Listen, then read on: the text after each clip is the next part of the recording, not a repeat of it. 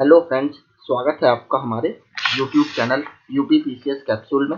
मेरा नाम है अभिषेक डंडरियाल और आप सभी को पता है हम अपने इस चैनल के माध्यम से यूपीपीएससी और यूपी ट्रिपल एससी से संबंधित सभी परीक्षा अपडेट्स आपको समय से देते रहते हैं। उसी संबंध में हम यूपी ट्रिपल एससी की वन दरोगा की जो मुख्य परीक्षा है उसके सिलेबस को कवर कर रहे हैं। इसमें मैं यूथ कंपटीशन टाइम्स की जो बुक है जिसमें 8 प्रैक्टिस सेट है उसके 4 प्रैक्टिस सेट ऑलरेडी सॉल्व करा चुका हूँ। तो आज हम उसका 5वां प्रैक्टिस सेट देखने जा रहे हैं जिसमें 100 क्वेश्चन है जो कि आपके परीक्षा की तैयारी में काफी हेल्पफुल साबित होंगे। इसके अलावा वन दरोगा के स्टडी मटेरियल के लिए आप हमारा टेलीग्राम ग्रुप ज्वाइन कर सकते हैं जहां पर हम रेगुलर करंट अफेयर्स के अपडेट्स और फ्री पीडीएफ वन दरोगा से संबंधित आपको प्रोवाइड करा रहे हैं। तो चलिए शुरू करते हैं। पहला, भारत का सबसे पहला जैविक खेती पर आधारित यानी ऑर्गेनिक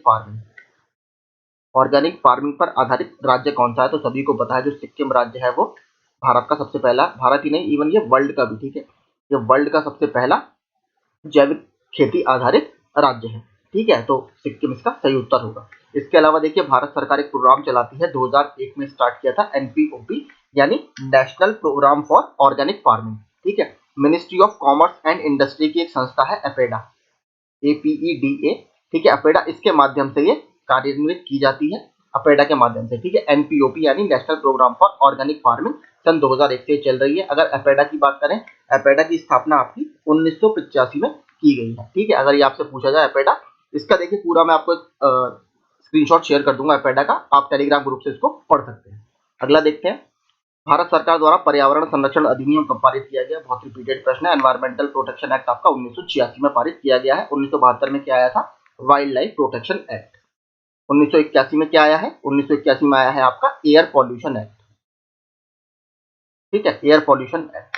आगे देखते हैं, दो भिन्न समुदायों के बीच का संक्रांति क्षेत्र क्या कहलाता है? मैंने आपको जब इकोसिस्टम पढ़ाया था उसमें इस तरीके का फोटो आपने देखा होगा, तो ये इसकी बात कर रहा है, तो इसको बोलते हैं इकोटोन। जैसे अगर एक तरफ आपके जंगल है, फॉरेस्ट है, ठीक है, एक तरफ आपके ग्रासलैंड है या घास के मैदान है, तो इसके जो बीच का क्षेत्र होता है इसे हम बोलते हैं इकोटोन। ठीक है, तो इकोटोन इसका सही आंसर होगा। आगे देखते हैं, चौथा, भारत के निम्नलिखित में से किस राज्य में नीलगिरी बायोस्फीयर रिजर्व, ठीक है, का विस्तार नहीं है? काफी इंपॉर्टेंट है नीलगिरी बायोस्फीयर रिजर्व। ये 1986 में बनाया गया, भारत का पहला बायोस्फीयर रिजर्व भी है, इसको भी याद रखिएगा। तो इसका जो विस्तार है वो आंध्र प्रदेश में नहीं है, 3 राज्यों के ट्राई जंक्शन पर ये स्थित है, यानी तमिलनाडु, कर्नाटक और केरल के ट्राई जंक्शन पर ये स्थित है। ठीक है, तो इन 3 राज्यों में यानी तमिलनाडु, केरल, कर्नाटक। ठीक है, आंध्र प्रदेश में इसका विस्तार नहीं मिलता, तो इसका सही उत्तर होगा आंध्र प्रदेश। पारिस्थितिकीय पदछाप के माप की इकाई है, इकोलॉजिकल फुटप्रिंट की बात कर रहा है, तो उसको भूमंडलीय हेक्टेयर के रूप में नापते हैं। ठीक है, ऑप्शन ए अच्छा प्रश्न है ये भी, भूमंडलीय हेक्टेयर। सामाजिक वानिकी में निम्न में से किस प्रकार के वृक्षों के रोपण को प्रोत्साहित किया जाता है? तो इसमें जो मल्टीपर्पज वाले प्लांट्स होते हैं उनको ज्यादातर हम एनकरेज करते हैं, यानी बहुउद्देशीय वाले। ठीक है, सोशल फॉरेस्ट्री में। अगला, उष्णकटिबंधीय पतझड़ी वन बायोम के क्षेत्रों में निम्नलिखित में से क्या नहीं आता है? तो देखिए जो इसमें नॉर्थ अमेरिका है, ठीक है, नॉर्थ अमेरिका मुख्यतः स्पेशली जो आपका साउथ वेस्ट अमेरिका है, ठीक है, वहां पर ये आपको ज्यादातर देखने के लिए नहीं मिलते, तो इसका सही उत्तर होगा 7वें का ऑप्शन डी। 8वां देखते हैं, ये भी बहुत रिपीटेड प्रश्न है, एक पारिस्थितिक तंत्र के लिए प्रेरक बल क्या होता है? हम सभी को पता है पौधे सूर्य के प्रकाश में अपना भोजन बनाते हैं, तो जो सौर ऊर्जा होती है, ठीक है, सोलर एनर्जी, ठीक है, वो किसी भी इकोसिस्टम का ड्राइविंग फोर्स होता है या प्रेरक बल होता है। 9th देखते हैं, निम्नलिखित वृक्षों में से कौन पारिस्थितिकी मित्र नहीं? हम सभी को पता है यूकेलिप्टस जो है ये पारिस्थितिकी मित्र नहीं माना जाता क्योंकि ये वाटर लेवल को बहुत नीचे कर देता है, इसके अलावा मृदा की उर्वरता पर भी ये नकारात्मक रूप से प्रभाव डालता है, तो यूकेलिप्टस पारिस्थितिक मित्र नहीं है। 10वां देखते हैं,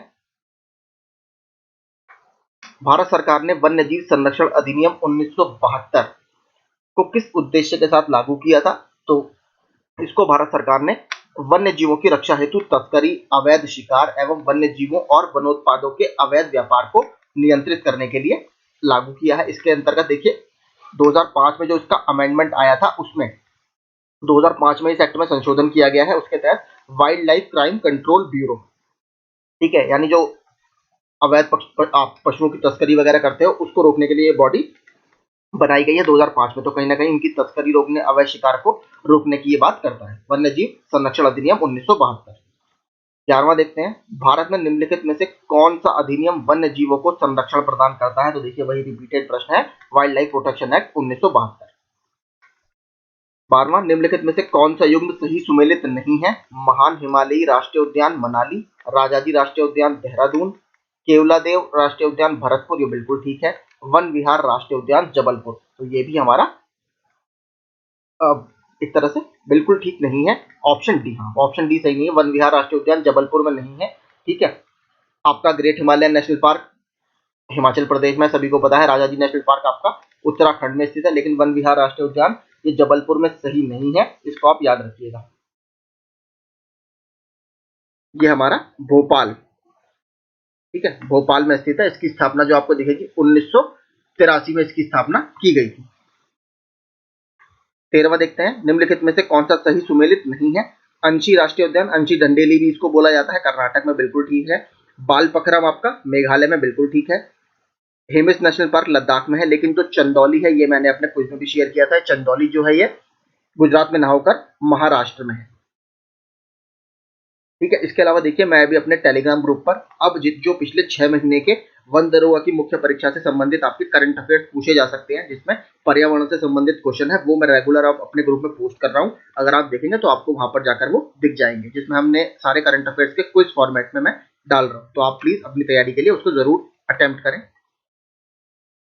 14वां देखते हैं, दाचीगाम राष्ट्रीय उद्यान निम्नलिखित में से किससे संबंधित है? तो दाचीगाम आपका जम्मू कश्मीर में स्थित है और ये हंगुल या कश्मीरी स्टैग के प्रोटेक्शन से संबंधित है, तो ऑप्शन डी इसमें सही होगा। 15वां देखते हैं, निम्नलिखित में से कौन सा एक सही है? गुंडी नेशनल पार्क टाइगर रिजर्व के लिए जाना जाता है, बिल्कुल गलत है। नामदाफा नेशनल पार्क शेरों के लिए संरक्षण के लिए है, नहीं। जलदापड़ा एक जैव मंडल रिजर्व है, ये भी गलत है। कच्छ का रण जो है एक जंगली गधा या वाइल्ड एस सेंचुरी है, वाइल्ड एस सेंचुरी, ये बिल्कुल ठीक है आपका। ठीक है, रन ऑफ कच्छ आपने देखा होगा, ये भी रिपीटेड प्रश्न है, यूपीएससी में भी ये पूछा जा चुका है, तो 15वें का होगा ऑप्शन डी। भारत के किस राज्य में वन्य जीव अभ्यारण्य सबसे अधिक संख्या में है? अगर इसकी बात करें तो महाराष्ट्र में जो संख्या है, अगर प्रश्नों के हिसाब से देखें तो महाराष्ट्र में 49 है, जो इसका सही उत्तर होगा। लेकिन अगर हम वैसे देखें, क्योंकि टोटल तो देखिए 566 है भारत में, इसमें अंडमान निकोबार का ऑप्शन नहीं है। अंडमान निकोबार में लगभग आपके 96 वाइल्ड लाइफ सेंचुरी है। ठीक है, 96 बहुत बड़ा नंबर है, तो अंडमान निकोबार में सबसे ज्यादा है अगर आपसे पूछे, लेकिन प्रश्न में देखिए अंडमान निकोबार नहीं दिया, तो यहाँ पर आपका महाराष्ट्र होगा। ठीक है, और महाराष्ट्र की जो रैंक है वो सेकंड है। ठीक है, तो सेकंड महाराष्ट्र में 49। ठीक है, 49 वन्य जीव अभ्यारण्य आपको महाराष्ट्र में देखने के लिए मिलेंगे, सबसे ज्यादा हमें मिलते हैं अंडमान निकोबार में। अगला देखते हैं प्रश्न 17वां, चिनार वन्यजीव अभ्यारण्य, चिनाब वन्यजीव विहार कहाँ पर है? ये भी मैं आपको करा चुका हूँ, ये हमारे भारत के केरल में स्थित है। ठीक है, ये मैंने टेलीग्राम ग्रुप में क्विज के फॉर्मेट में डाला था, ये भी रिपीटेड प्रश्न है। 18वां देखते हैं, निम्नलिखित में से कौन सा सही सुमेलित नहीं है? सुंदरवन पश्चिम बंगाल, बिल्कुल ठीक है। भीतरकनिका उड़ीसा में है, ये भी ठीक है। पिचावरम तमिलनाडु, ये भी मैंग्रोव बहुत फेमस मैंग्रोव है। वेम्बनाथ देखिए, वेम्बनाथ जो लेक है कर्नाटक में ना होकर लेक वेम्बनाथ आपकी केरल में स्थित है। ठीक है, तो वेम्बनाथ लेक आपकी केरल राज्य में है, ना कि कर्नाटक में। आगे देखते हैं 19वां, कार्बन क्रेडिट के संबंध में निम्नलिखित में से कौन सा कथन सही नहीं है? तो देखिए ये भी यूपीएससी का रिपीटेड प्रश्न है। इसकी जो देखिए क्रय विक्रय किया जाता है वो इंटरनेशनल मार्केट के आधार पर किया जाता है, ठीक है, ना कि यूएनईपी। तो यूएनईपी का इसमें कोई भी रोल नहीं होता, या संयुक्त राष्ट्र पर्यावरण कार्यक्रम का इसमें कोई रोल नहीं होता कार्बन क्रेडिट में। बाकी तीनों स्टेटमेंट इसमें सही है, तो 19वें का होगा ऑप्शन डी। और कार्बन क्रेडिट की जो परिकल्पना है वो किसमें आई थी? क्योटो प्रोटोकॉल में सन 1997 में। 20वां देखते हैं, momentum for change climate neutral now, यह पहल किसके द्वारा प्रवर्तित की गई है? तो ये यूएनएफ ट्रिपल सी के सेक्रेटेरिएट द्वारा चलाई जाती है। ठीक है, यूएनएफ ट्रिपल सी का सचिवालय, ऑप्शन सी। ये बेसिकली देखिए पहले ये दोनों अलग अलग थे, और इस जो पहल है, ये वाली जो कैंपेन है, इसके तहत इन दोनों अलग अलग पहलों को एक साथ लाया गया ताकि इंटरलिंक कर दिया गया। इसमें से जो एक तरह से बेसिकली मोमेंटम फॉर चेंज है, ठीक है, इसको 2011 में लाया गया था, और फिर क्लाइमेट न्यूट्रल लॉ को 2015 में लाया गया था। उसके बाद इन दोनों को लिंक कर कर यूएनएफ ट्रिपल सी ने इनको एक साथ लाने की कोशिश की। 21वां देखते हैं, निम्नलिखित में से कौन सा एक भारत के राष्ट्रीय जलवायु परिवर्तन कार्य योजना के 8 मिशनों में शामिल नहीं है? National action plan for climate change 2008 में ये लाया गया था, इसके अंतर्गत 8 मिशन है, तो नाभिकीय शक्ति इसमें शामिल नहीं है। 22वां देखते हैं, यूएनईपी के बारे में निम्नलिखित में से कौन से कथन सही है? देखिए ये 2011 का उस समय प्रश्न है, इसका भी आपके लिए कोई मतलब नहीं है। अब रिसेंटली अगर कोई इसमें न्यूज में होगा तो मैं आपको शायद शेयर कर दूंगा। 2011 की थीम वगैरह पढ़ने का कोई मतलब नहीं है। 23वां देखते हैं, राष्ट्रीय पर्यावरण अभियांत्रिकी शोध संस्थान, इसको इंग्लिश में बोलते हैं नीरी।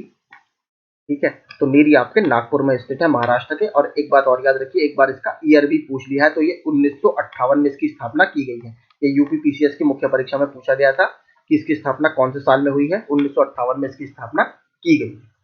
ठीक है, आगे देखते हैं। 24वां, हमारे देश के निम्नलिखित राज्यों में से किस राज्य में वन का सर्वाधिक क्षेत्र है? सभी को पता है, मध्य प्रदेश में वन का सर्वाधिक क्षेत्र है, Indian institute of forest report 2021 के आधार पर। दूसरी रैंक किसकी है? अरुणाचल प्रदेश की। ये एरिया वाइज बात कर रहा है, अगर परसेंटेज वाइज देखें तो मिजोरम में सबसे ज्यादा है। 25वां देखते हैं, किस प्रकार के मौसम में नुकीली पत्ती वाले शंकुधारी वन पाए जाते हैं? तो नुकीली पत्ती वाले शंकुधारी वन आपके साइबेरियन क्लाइमेट में पाए जाते हैं।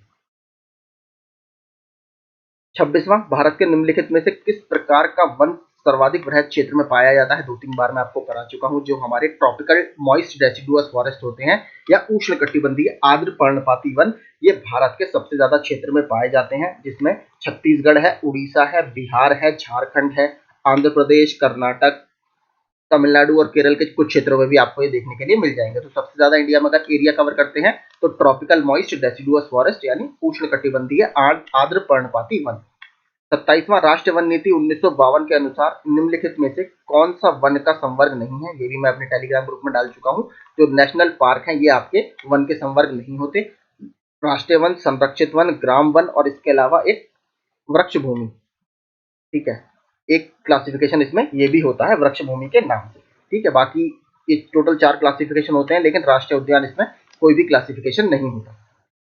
28वां, अब ये देखने हैं आपको, मैचिंग मिलाने हैं। वन का प्रकार और एक तरफ प्रदेश दिए हैं, तो उष्णकटिबंधीय सदाबहार वन हमें पता है भारत में एक तो वेस्टर्न घाट में मिलते हैं, एक नॉर्थ ईस्ट में मिलते हैं और एक अंडमान निकोबार में मिलते हैं। तो हमारे जो शिलोंग का प्लेटू है वो मेघालय वाला और आपका सह्याद्री, तो ए का तो हो जाएगा दूसरा। ए का दूसरा देखिए, बस एक ही विकल्प में है ऑप्शन सी में, तो इसका उत्तर यही होगा 28वें का ऑप्शन सी। बी का मानसून वाले वन आपको कहाँ देखने के लिए मिलेंगे? छोटा नागपुर पठार और शिवालिक की पहाड़ियों में। कच्छ यानी मैंग्रोव वनस्पति आपको पश्चिम बंगाल और तराई में देखने के लिए मिलेंगी। शीतोष्ण आपको पूर्वी और पश्चिम हिमालय तथा नीलगिरी में हमें देखने के लिए मिलता है। 29वां देखते हैं, भारत के चावल के कटोरे के क्षेत्र का नाम बताइए कि कौन सा भारत का जो क्षेत्र है वो चावल के कटोरे के नाम से जाना जाता है? तो कृष्णा गोदावरी का जो क्षेत्र है, कृष्णा गोदावरी का डेल्टा क्षेत्र भारत में चावल के कटोरे के नाम से जाना जाता है। 30वां, निम्नलिखित में से कौन सी एक तिलहनी फसल है? ठीक है, यानी ऑयल सीड्स, जिससे आप तेल वगैरह निकाल सकते हैं। तो देख लीजिए, इसमें से आपने सुना होगा जो बेसिकली सूरजमुखी है, सनफ्लावर ऑयल आपने सुना होगा, तो सूरजमुखी जो है वो एक तिलहनी फसल है, ऑप्शन सी। 31वां, भारत के संदर्भ में निम्नलिखित में से किस या किन पद्धतियों का यह परितंत्र अनुकूली कृषि माना जाता है? तो 31वें का देखिए, सारे ही फसल विविध रूपण यानी क्रॉप डाइवर्सिफिकेशन, शिम्ब आधिक्य ये भी, टेंसियोमीटर का प्रयोग ये भी, और ऊर्ध्वाधर कृषि यानी वर्टिकल फार्मिंग। तो 1, 2, 3, 4 इसमें चारों ही हमारे ठीक है 31वें में। ठीक है, इन प्रकार की कृषियों से बेसिकली बहुत सारे फायदे हैं, जैसे सॉइल की फर्टिलिटी आपकी बनी रहती है, मृदा का अपरदन नहीं होता है, प्रोडक्टिविटी आपकी बढ़ती है। ये सारे बेनिफिट्स इससे आपको देखने के लिए मिलते हैं। 32वां, निम्नलिखित राज्यों में से कौन भारत में ठेकेदारी कृषि को लागू करने में अग्रणी है? मतलब कॉन्ट्रैक्ट फार्मिंग। ठीक है, तो कॉन्ट्रैक्ट फार्मिंग में कौन सा आपका राज्य अग्रणी है? पंजाब में ये लीडिंग राज्य है इसमें। 35वां, सामान्य फसलें उगाने के लिए उर्वर भूमि का पीएच मान कितना होना चाहिए? 6 से 7 होना चाहिए। मैंने आपको बताया था, अगर 7 से ज्यादा हो जाती है तो आपका जो भूमि है वो कैसी होने लगती है? क्षारीय भूमि होने लगती है। तो 6 से 7 सबसे ऑप्टिमम वैल्यू इसमें मानी जाती है। 33वें का होगा सी। 34वां देखते हैं, निम्नलिखित में से कौन सा पृथ्वी के अधिकतम प्रतिशत क्षेत्र पर फैला हुआ है? तो जो शुष्क प्रदेश है यानी ड्राई एरियाज हैं, जहां पर रेनफॉल वगैरह बिल्कुल नहीं होता, ठीक है, वो सबसे ज्यादा पृथ्वी का क्षेत्र घेरे हुए हैं शुष्क प्रदेश, ऑप्शन ए। 35वां, निम्नलिखित में से कौन सा एक प्राकृतिक प्रदेश अपने आर्थिक आधार से सही सुमेलित नहीं है? कैनेडियन प्रेरी, वसंत ऋतु के गेहूं की खेती, ठीक है, अर्जेंटाइन पंपास, गोमास पशुरंजन, ये भी ठीक है, ऑस्ट्रेलियाई डाउन्स, चलवासी पशुचारण, ठीक है, ये इसमें देखिए गलत है। यहाँ ये बेसिकली जो मरे डार्लिंग वाला एरिया है आपका, ऑस्ट्रेलिया में मरे डार्लिंग 2 नदियां हैं वहां पर, ठीक है। वहां पर आपका बेसिकली गेहूं वगैरह की खेती बहुत ज्यादा होती है, ना कि चलवासी पशुचारण। तो ये यहाँ ये बेसिकली वीट या गेहूं की खेती के लिए बहुत फेमस है, तो ये आपका गलत इसमें मिला हुआ है। बाकी दक्षिण अफ्रीकी वेल्ड ये आपके मक्का उगाना से संबंधित है, तो बाकी 3 सही है, लेकिन ऑस्ट्रेलियाई डाउन्स जो है ये गेहूं की खेती से संबंधित है, ना कि चलवासी पशुचारण। विश्व में सबसे बड़े व घने वन कहाँ पर देखने के लिए मिलते हैं? देखिए बहुत फेमस क्वेश्चन है, ब्राजील, जहां पर अमेजोन के वर्षावन आपको देखने के लिए मिलेंगे, जिसको आप सेल्वास के नाम से भी जानते हैं। तो सेल्वास अगर आपको ऑप्शन में मिले तो सेल्वास इसका सही उत्तर होगा। हमें कहां पर मिलते हैं? ब्राजील में। वनों की कटाई प्रतिबंधित करने वाला विश्व का प्रथम देश कौन सा है? ये भी बहुत अच्छा प्रश्न है। तो नॉर्वे जो है ये वनों की कटाई प्रतिबंधित करने वाला प्रथम देश है, और इसे आपने सुना होगा मध्य रात्रि के सूर्य का देश भी बोला जाता है। कैपिटल इसकी क्या है? ऑस्लो। 38वां देखते हैं, निम्नलिखित पारिस्थितिक वर्गीकरणों पर विचार कीजिए। टैगा, उष्णकटिबंधीय सदापर्णी, उष्णकटिबंधीय पर्णपाती और टुंड्रा। इनके पारिस्थितिक वर्गीकरणों के धवलता परिणाम यानी अल्बेडो वैल्यूज का घटता क्रम है। देखिए अल्बेडो क्या होता है? जो सूर्य की रोशनी या सूर्य का विकिरण आपके ऊपर पड़ रहा है, उसका कितने प्रतिशत आप रिटर्न वापस एटमॉस्फेयर में कर दे रहे हो, इसको बोलते हैं अल्बेडो। ठीक है, तो इसमें से किसका अल्बेडो सबसे ज्यादा है उसको सबसे पहले रखना है। तो जो बेसिकली ठंडे इलाके होते हैं, जो आइस शीट्स होती हैं, ठीक है, बर्फ की चादरें होती हैं, उनका जो अल्बेडो होता है वो सबसे ज्यादा माना जाता है। तो टैगा सबसे पहले आएगा, ठीक है। उसके बाद आपका सॉरी टुंड्रा सबसे पहले आएगा, फिर आपका टैगा आएगा, फिर आपका उष्णकटिबंधीय सदाबहार बनाएंगे दूसरा, और फिर आपका आएगा उष्णकटिबंधीय पर्णपाती। तो ऑप्शन बी इसमें बिल्कुल ठीक आपका उत्तर होगा। ठीक है, ऑप्शन बी इसमें बिल्कुल ठीक होगा। 39वां देखते हैं, शंकुधारी वनों में किस प्रकार की मिट्टी पाई जाती है? तो शंकुधारी वनों में या टैगा बायोम में आपको जो पॉडजॉल है, ठीक है, पॉडजॉल टाइप की मिट्टी आपको यहाँ देखने के लिए मिलेगी। इसका जो बेसिकली हमें क्षेत्र देखने के लिए मिलता है, कनाडा में मिलती है, स्कैंडिनेविया में मिलती है, और साइबेरियाई क्षेत्रों में ये मिट्टियां पाई जाती हैं। और ये ब्लैक से आपका ब्राउन कलर तक इनका रंग आपको देखने के लिए मिलेगा। 40वां देखते हैं, उत्तरी गोलार्ध के ध्रुवीय क्षेत्र के समीप टुंड्रा जीवों में कोई वृक्ष नहीं पाए जाते, इसका क्या कारण है? तो इसका जो मुख्य कारण है, देखिए पृष्ठ मृदा स्थायी तापीय भूमि। आपने एक शब्द सुना होगा इंग्लिश में, परमाफ्रॉस्ट। ठीक है, यहाँ का तापमान इतना कम होता है कि मिट्टी के ऊपर हमेशा बर्फ की एक पतली सी परत जमा रहती है, जो कहीं ना कहीं उसकी ग्रोथ को रोकती है। तो आपको सभी को पता है कि जो पेड़ पौधे होते हैं उसके उगने के लिए मिट्टी सबसे ज्यादा जरूरी है। तो यहाँ पर मोस्टली पूरे साल भर परमाफ्रॉस्ट की कंडीशन बनी रहती है। इसके तले वृद्धवत बर्फ मूल समृद्धि को निरुद्ध करती है, इसी वजह से यहाँ पर आपको पेड़ वगैरह देखने के लिए नहीं मिलते। यहाँ पे आपको क्या मिलेगी? काई, जो मैंने आपको बताया था, मॉस, लाइकेन, इस तरीके के छोटे छोटे बहुत घास रूपी पौधे आपको देखने के लिए मिलेंगे। मुख्य फसलें यहाँ पर उत्पन्न नहीं हो पाती। 41वां, एक ऊर्जा पिरामिड का सबसे ऊपरी भाग कौन सा है? तो ऊर्जा पिरामिड में सबसे टॉप पे आपके गौण उपभोक्ता होंगे। ठीक है, क्योंकि देखिए अगर मैं इस तरीके से पिरामिड बना के दिखाऊं, सबसे नीचे आपका कौन आता है? हरे पौधे, फिर आपके हिरन वगैरह जो हरे पौधे खाते हैं, फिर सबसे ऊपर आपका शेर या बाघ वगैरह आते हैं। तो हिरन जो होता है वो प्राथमिक उपभोक्ता होता है, शेर जो होता है वो द्वितीयक उपभोक्ता या गौण उपभोक्ता होता है। तो ऑप्शन सी इसमें सही होगा। 42वां, निम्नलिखित में से क्या परियोजना कार्य सोपान के अंतर्गत नहीं आता? परिस्थिति प्रदान करना, रिकॉर्ड करना, लागू करना या कार्यान्वित करना, निर्दिष्ट प्रतिक्रियाएं देना। तो इसमें से क्या परियोजना कार्य सोपान में नहीं आता? परिस्थितिकी प्रदान करना, ऑप्शन ए। 43वां, निम्नलिखित में से कौन सा पारिस्थितिकी का अजैविक घटक है, यानी ए बायोटिक कंपोनेंट पूछ रहा है आपका। तो इसमें से कौन सा अबायोटिक कंपोनेंट है? ह्यूमस, ऑप्शन सी, जिसको जीवांश आप हिंदी में बोलते हो। ऑप्शन सी इसका सही उत्तर होगा। 44वां, घास भूमि क्षेत्र के परितंत्र की खाद्य श्रृंखला में सबसे उच्च स्तर के उपभोक्ता कौन होते हैं? तो सबसे टॉप पर इसमें मांसाहारी या कार्निवोर्स रहते हैं। ठीक है, जैसे आपने देखी होगी टिड्डा वाली जो एक फूड चेन है, जिसमें सबसे नीचे घास होगी, फिर यहाँ पर टिड्डा होगा। टिड्डे को कौन खाता है? आपका मेंढक खाता है। ठीक है, मेंढक को आपका सांप खाता है, और सांप को कौन खाता है? चील खाती है। तो टॉप पर कौन मिलेगा आपको? चील, जो कि एक कार्निवोर है यानी मांसाहारी है। तो मांसाहारी इसमें आपको टॉप पे देखने को मिलेंगे। 44 का होगा बी।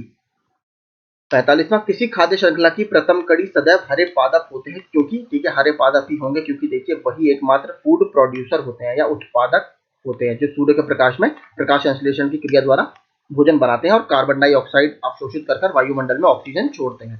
तो ये सबसे इंपॉर्टेंट रोल प्ले करते हैं, ऑप्शन सी। वे सूर्य के प्रकाश में वायुमंडलीय CO2 को स्थिरीकृत करते हैं। 46वां, वनों के कटान के मुख्य परिणाम क्या है?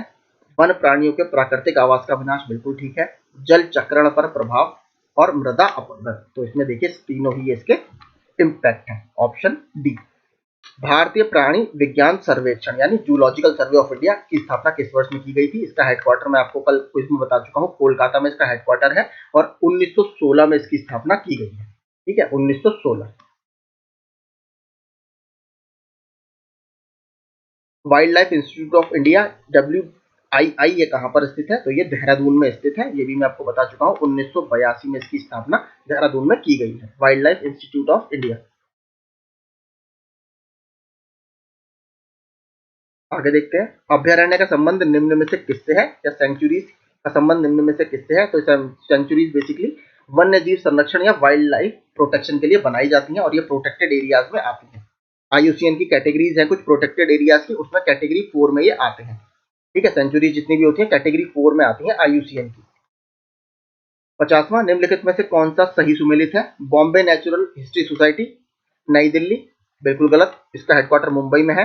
भारतीय वनस्पति सर्वेक्षण, कोलकाता, ये बिल्कुल ठीक है, क्योंकि भारतीय वन्यजीव संस्थान ये देहरादून में स्थित है, ये भी गलत है। राष्ट्रीय वनस्पति अनुसंधान संस्थान, ये भी गलत है, ये लखनऊ में स्थित है। ठीक है, मैंने आपको सारे बता दिए, ये लखनऊ में स्थित है राष्ट्रीय वनस्पति अनुसंधान संस्थान। भारतीय वन्यजीव संस्थान ऊपर आपने देख लिया देहरादून में स्थित है। देखिए कोयम्बटूर में मैं आपको बता चुका हूँ एक Salim Ali centre for ornithology. ठीक है, Salim Ali centre for ornithology ये आपके कोयम्बटूर में स्थित है, तमिलनाडु में। वन्यजीव संस्थान देहरादून में है, वनस्पति सर्वेक्षण कोलकाता में है, बिल्कुल ठीक है। बॉम्बे नेचुरल हिस्ट्री सोसाइटी है, मुंबई में स्थित है।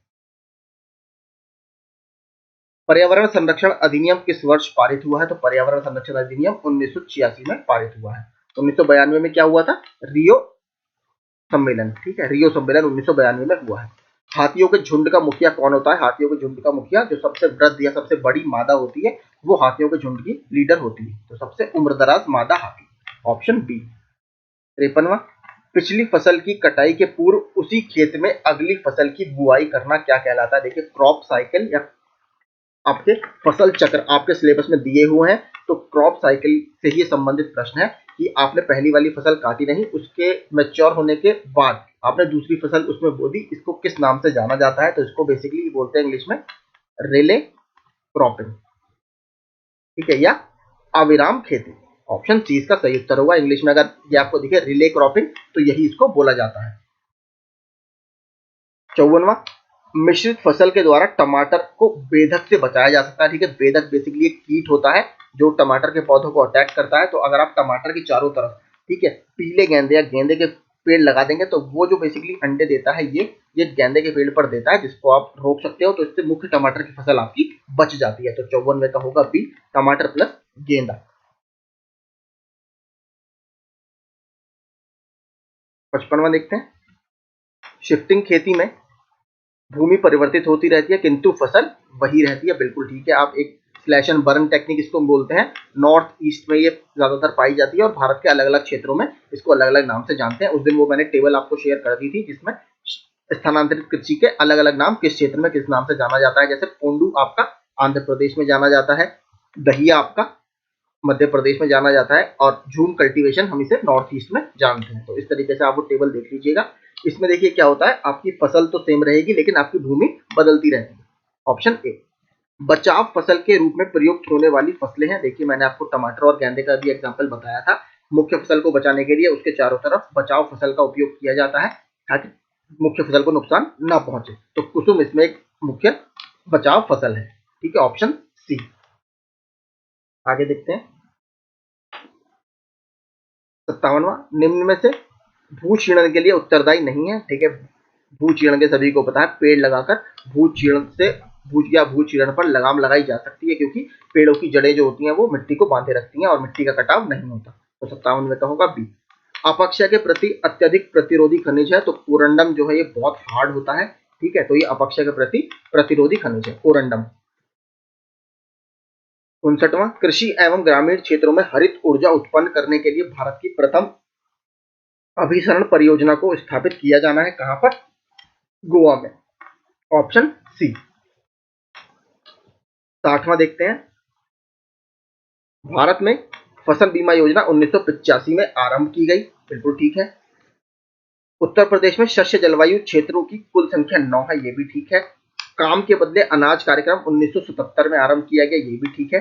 नीली क्रांति का संबंध सरसों के उत्पादन से है, देखिए बिल्कुल गलत है। नीली क्रांति बेसिकली मत्स्य, ठीक है, या आपका फिशरीज इससे संबंधित है, इससे नहीं है, तो चौथा आपका गलत हो जाएगा। तो 1 2 3 सही है, ऑप्शन डी। राष्ट्रीय कृषि बीमा योजना भारत में किस वर्ष में प्रारंभ की गई? तो राष्ट्रीय कृषि बीमा योजना भारत में 1999-2000 के सेशन में प्रारंभ की गई थी। राष्ट्रीय कृषि बीमा योजना लागू की गई थी, वही रिपीटेड प्रश्न इन्होंने दे दिया है, तो ये अक्टूबर 1999 में लागू की गई थी। NAIS इसको बोला जाता है, national agriculture insurance scheme. Bharat का केंद्रीय चिड़ियाघर प्राधिकरण सेंट्रल जू अथॉरिटी की स्थापना वर्ष कौन सा है? ये भी मैं आपको टेलीग्राम ग्रुप पे डाल चुका हूँ। Central zoo authority wild life protection act 1972 के तहत इसकी स्थापना की गई है, और कब की गई है? 1992 में। ये चिड़ियाघरों वगैरह का देखरेख करती है पूरे भारत में। इसके जो मेंबर होते हैं, ठीक है, जो पर्यावरण एवं वन विकास मंत्री हमारे यहाँ होते हैं, ठीक है, minister of environment forest and climate change, वो इसके हेड होते हैं। इसके अलावा इसमें 10 मेंबर होते हैं और एक इसमें मेंबर सेक्रेटरी आपके होते हैं, ठीक है। ये पूरे इसमें टोटल 12 मेंबर होते हैं, एक हेड होता है, 10 मेंबर होते हैं और एक मेंबर सेक्रेटरी होते हैं, टोटल 12 इसमें लोग होते हैं। हेड कौन होता है? पर्यावरण एवं वन विकास मंत्री। 64वां, भारत का कौन सा अधिनियम जंगली जानवरों, पक्षियों और पौधों के लिए सुरक्षा प्रदान करता है? तो सभी को पता है, जो 1972 का वन्य जीव संरक्षण अधिनियम है, 1972 का, ये इस पर बात करता है। जैव विविधता या बायोडायवर्सिटी का शब्द किसने दिया था? काफी इंपॉर्टेंट है। तो जैव विविधता बेसिकली जो शब्द दिया है, ये आपका WG रोजन द्वारा दिया गया है, ऑप्शन डी, WG रोजन। बेसिकली देखिए, उससे पहले 1980 की अगर मैं आपको बात बताऊं, जो शब्द बायोडायवर्सिटी है, ये बायोलॉजिकल डाइवर्सिटी का शॉर्ट फॉर्म है। तो बायोलॉजिकल डाइवर्सिटी जो शब्द है, ये बेसिकली दिया था ए नोर्स और ई मैंक मैनिस ने, ठीक है, नोर्स और मैनिक, इन दोनों ने शब्द दिया था। उसके बाद 1986 में या 1985 में बायोडायवर्सिटी शब्द जो है वो WG रोजन ने दिया है, जो आपसे प्रश्न में पूछा गया है। अगर आपसे बायोलॉजिकल डाइवर्सिटी पूछे तो सबसे उसका आंसर होगा नॉर्स और मैनिंग। 66वां, चिपको आंदोलन के प्रणेता है, 1970 के दशक में यह आंदोलन स्टार्ट हुआ था उत्तराखंड में, और इसके जो प्रणेता है वो सुंदरलाल बहुगुणा जी हैं। इसके अलावा इसमें अमृता देवी, चंडी प्रसाद भट्ट भी शामिल थे। 67वां, भारत के निम्नलिखित में से कौन सा पुरस्कार समुदायों और व्यक्तियों को दिया जाता है जिन्होंने वन्य जीव की रक्षा में अत्यधिक साहस और समर्पण का प्रदर्शन किया है? तो 67 का होगा अमृता देवी पुरस्कार, अमृता देवी बिश्नोई पुरस्कार। अमृता देवी जी कौन थी? जो चिपको आंदोलन से संबंधित थी।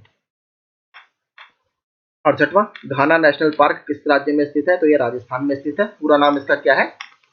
केवलादेव घाना। और पहले इसको किस नाम से जाना जाता था? भरतपुर बर्ड सेंचुरी या भरतपुर पक्षी विहार के नाम से पहले इसको जाना जाता था। मोनाल किस देश का राष्ट्रीय पक्षी है? मोनाल नेपाल का राष्ट्रीय पक्षी है। भारत की अगर बात करें तो जो उत्तराखंड भारत का राज्य है, उत्तराखंड राज्य का ये राज्य पक्षी है, ठीक है, मोनाल उत्तराखंड का ये राज्य पक्षी है। 70वां, निम्नलिखित में से जीवन प्रक्रियाओं का कौन सा युग्म पेड़ पौधों और जीव जंतुओं दोनों में मिलता है? तो देखिए, प्रजनन और भोजन बनाना। जो जानवर होते हैं वो भोजन नहीं बना पाते। प्रजनन, अंकुरण, वृद्धि, इसमें ये कोई रोल अदा नहीं करते, और अंकुरण भी कुछ नहीं, वृद्धि और प्रजनन ये दोनों में होता है, ठीक है, ऑप्शन सी इसका सही उत्तर होगा। अनुबंधित कृषि के बीच समझौता है, तो अनुबंधित कृषि जो होती है, या इसको आप इंग्लिश में बोलते हो कॉन्ट्रैक्ट फार्मिंग, ठीक है। तो ये उत्पादक और प्रायोजक कंपनियों के बीच में एक प्री एग्रीमेंट होता है कि जब आप क्रॉप प्रोड्यूस कर लोगे तो हम उसके बाद आपसे ये इस रेट पर खरीदेंगे। इसके अलावा रिसेशन फार्मिंग से क्या मतलब है? देखिए, रिसेशन फार्मिंग क्या होता है? जब किसी खेत में बाढ़ का पानी आ जाता है तो उस बाढ़ के पानी के पूरे निकलने के बाद जब वहां पर फसल उगाई जाती है तो उसको बोलते हैं हम रिसेशन फार्मिंग, यानी बाढ़ का पानी निकल जाने के बाद फसल पैदा करना। रिसेशन मतलब एक तरह से पानी का उतर जाना, यहाँ पर उस सेंस में यूज किया जा रहा है, रिसेस हो जाना। 72वें का होगा बी। 73वां देखते हैं, भूमि प्रबंध प्रणाली जिसमें कृषि एवं वनीय फसलें संयुक्त रूप से एक ही भूभाग पर उगाई जाती हैं, उसको किस नाम से जानते हैं? उसको हम एग्रो फॉरेस्ट्री पद्धति जानते हैं, ठीक है। एग्रो मतलब एग्रीकल्चर, फॉरेस्ट्री मतलब वन, तो यानी कृषि और वनीय फसलें एक ही भूमि पर उगाई जाती हैं, इसको बोलते हैं एग्रो फॉरेस्ट्री। 74वां, एले क्रॉपिंग से क्या आपका मतलब है? तो एले क्रॉपिंग बेसिकली जो बड़े पेड़ों को पंक्तियों के बीच फसलें उगाना, ठीक है, बड़े पेड़ों के बीच में पंक्तियों में फसलें उगाना, इसको बोलते हैं एले फार्मिंग।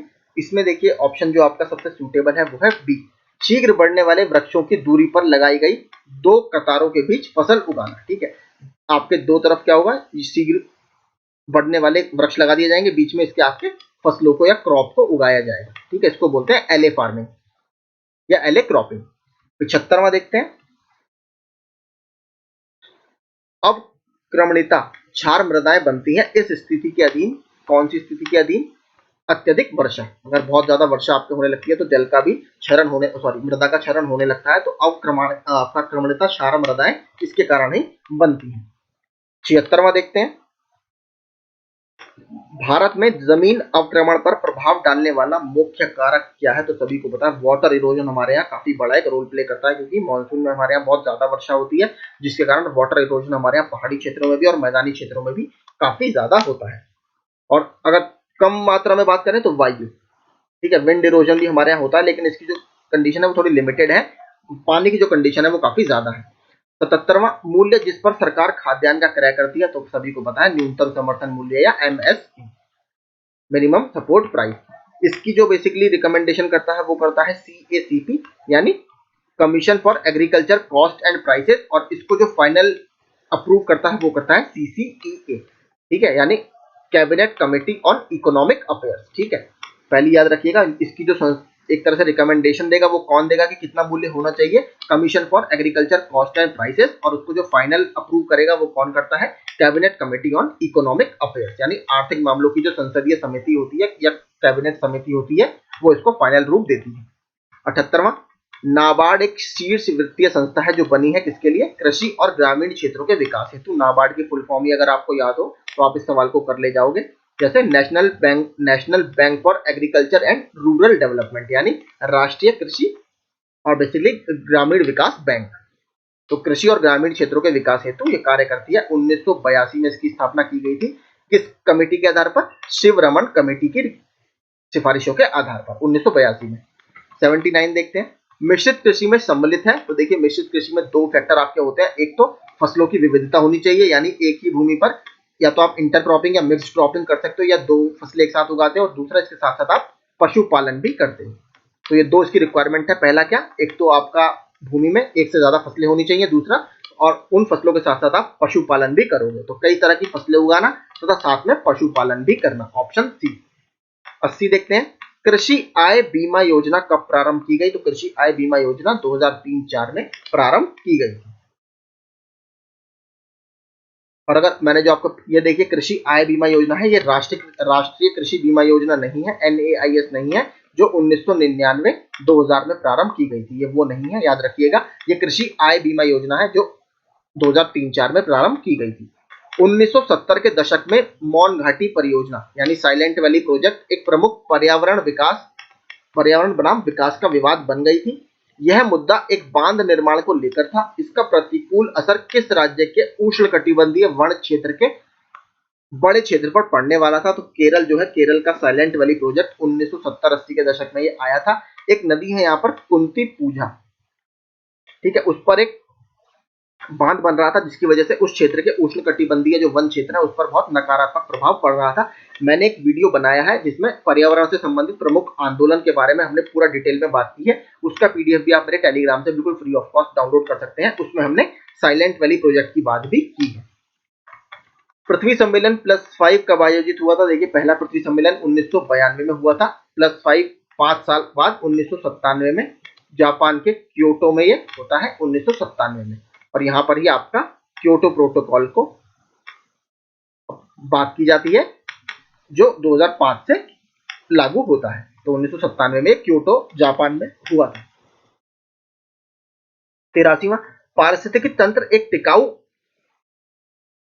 जैव समूह क्या कहलाता है, संक्रामिका, अनुक्रम, क्रमिका या सिरल। तो देखिए चरम अवस्था जो क्लाइमैक्स होता है वो एक आपका एपिटॉम होता है, या बेसिकली एक चरम अवस्था होती है जहां पर एक टिकाऊ आपका बायोलॉजिकल कम्युनिटी बन जाती है, तो ऑप्शन सी इसमें सही होगा। भारत में जैव भौगोलिक मंडलों की कुल संख्या कितनी है, तो भारत में कुल 10 बायोजियोग्राफिकल डिविजन्स हैं, ठीक है, टोटल 10। मैं आपको नाम बता देता हूं, पहला है ट्रांस हिमालय, दूसरा हिमालयी क्षेत्र, तीसरा मरुस्थलीय क्षेत्र, चौथा अर्ध शुष्क क्षेत्र, पांचवा पश्चिमी घाट क्षेत्र, छठा दक्कन का पठारी क्षेत्र, सातवां गंगा का मैदानी क्षेत्र, आठवां उत्तर पूर्वी क्षेत्र, नवां तटीय क्षेत्र और 10वां द्वीपीय क्षेत्र। ये टोटल 10 यहाँ पर डिविजन है।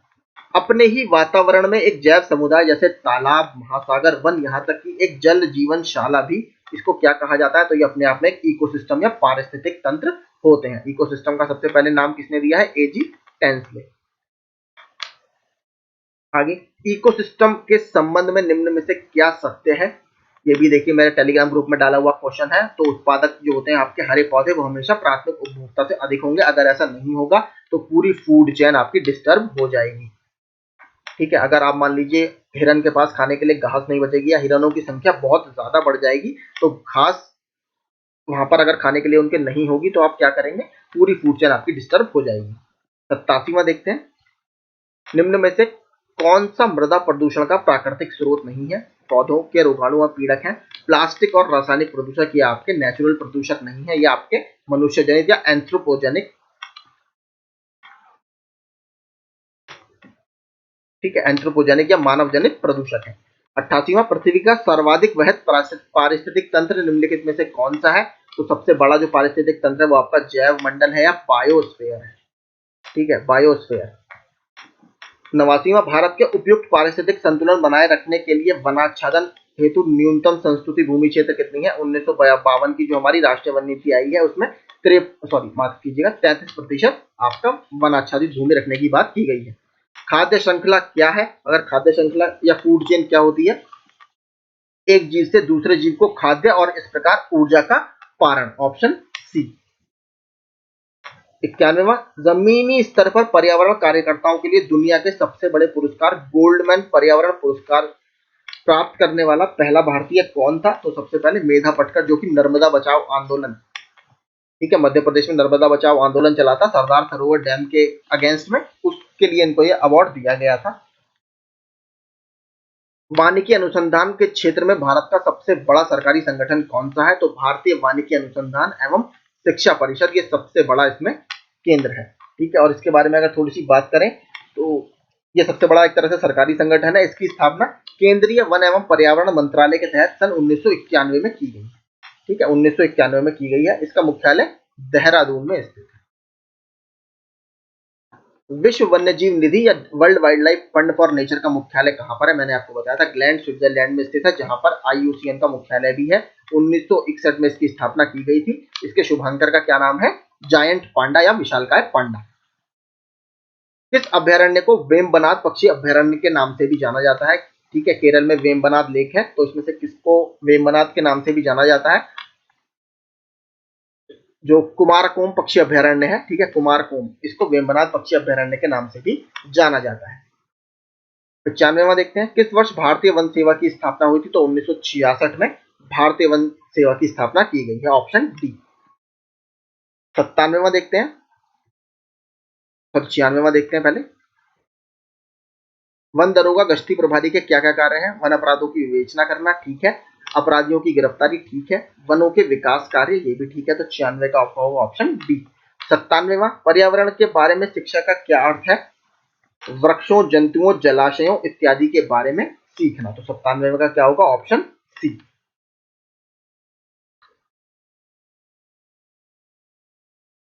98वां, निम्नलिखित में से कौन सा पर्यावरणीय मुद्दा नहीं है। मृदा निम्नीकरण, वर्षोन्मूलन, वनोन्मूलन, जनसंख्या विस्फोट, वर्षा जल संग्रहण, ये कोई देखिए ऐसा कोई मुद्दा नहीं है। ठीक है, इससे तो आपका जल का संचयन होता है और कहीं ना कहीं इकोसिस्टम को आपको फायदा ही पहुंचता है। तो रेन वाटर हार्वेस्टिंग या वर्षा जल संग्रहण के से कोई भी नेगेटिव इंपैक्ट नहीं पड़ता। तो इसका क्या होगा, सही उत्तर होगा ऑप्शन डी। 99वां, निम्नलिखित में से अम्ल वर्षा के लिए कौन से उत्तरदायी है। तो इसमें ऑक्साइड्स ऑफ नाइट्रोजन, जिसको आप सॉक्स और नॉक्स, यानी ऑक्साइड्स ऑफ सल्फर और ऑक्साइड्स ऑफ नाइट्रोजन, कहां पर है, ऑप्शन डी में। 99 का होगा ऑप्शन डी। 100वां, निम्न में से कौन सा मरुस्थलीकरण का एक कारण नहीं है। तो मरुस्थलीकरण का एक कारण जो है वो बड़े बांध बनाना, इसका सीधे सीधे इससे कोई संबंध नहीं है। जल की कमी, वनोन्मूलन और अति चराई, ये सीधे सीधे डिजर्टिफिकेशन या मरुस्थलीकरण के कारण है। तो देखिए यही हमारे 100 प्रश्न थे, ये हमारा 5वां सेट था। इसके बाद इसमें केवल 3 सेट बचे हैं, वो अगले से 2-3 दिनों में मैं आपके पूरे कवर करा दूंगा। तो आपकी बुक ये पूरी कंप्लीट हो जाएगी। रेगुलर इसके अलावा करंट अफेयर्स से संबंधित जितने भी वन दरोगा के क्विज हैं वो आप मेरे टेलीग्राम ग्रुप से लगातार अटेम्प्ट करते रहिए। Thank you so much.